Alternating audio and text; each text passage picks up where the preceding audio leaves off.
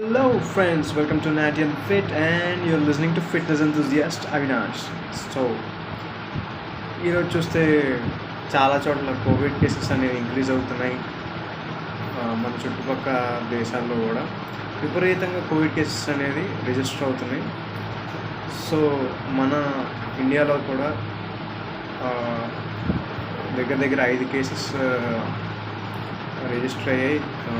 ఇద్దరు ముగ్గురు చనిపోవడం కూడా జరిగిందని న్యూస్లో వస్తుంది. So as a fitness enthusiast, fight with positivity, అంటే పాజిటివ్గా ఉండి మనం ఎలా ఫైట్ చేయగలం కరోనా వైరస్ని అని చెప్పి 3 టిప్స్ నేను మీకు ఇవ్వగలను. ఫస్ట్ టిప్ వచ్చేసి డోంట్ ప్యానిక్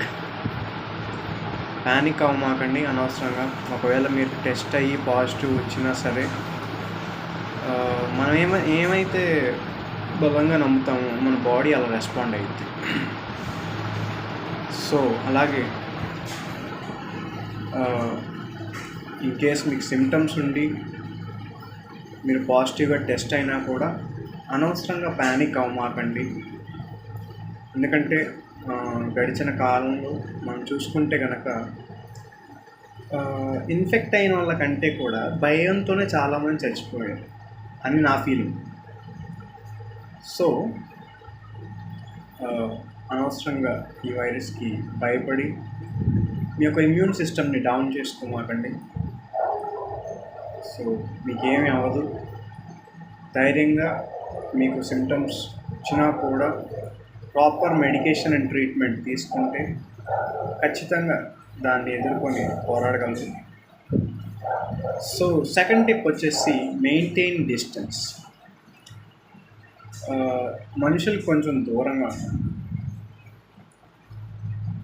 ఎంత వీలైతే అంత ఎక్కువ కాంటాక్ట్లో ఉండమాకండి. ఎక్కువ కాంటాక్ట్ అవ్వమాకండి అవసరం వేరే వాళ్ళని. సో మీకు ఏదైనా సిమ్టమ్స్ ఉంటే ఐసోలేషన్లో ఉండండి, ట్రీట్మెంట్ తీసుకోండి, ప్రాపర్ మెడికేషన్ ఇంకా మెడిసిన్స్ యూజ్ చేయండి. సో థర్డ్ టిప్ వచ్చేసి యూజ్ ఇమ్యూన్ బూస్టర్స్. మీ ఇమ్యూనిటీని ఎక్కువగా బూస్ట్ చేసే డ్రింక్స్ కానివ్వండి, మెడిసిన్స్ కానివ్వండి, అలాంటివి తీసుకోండి.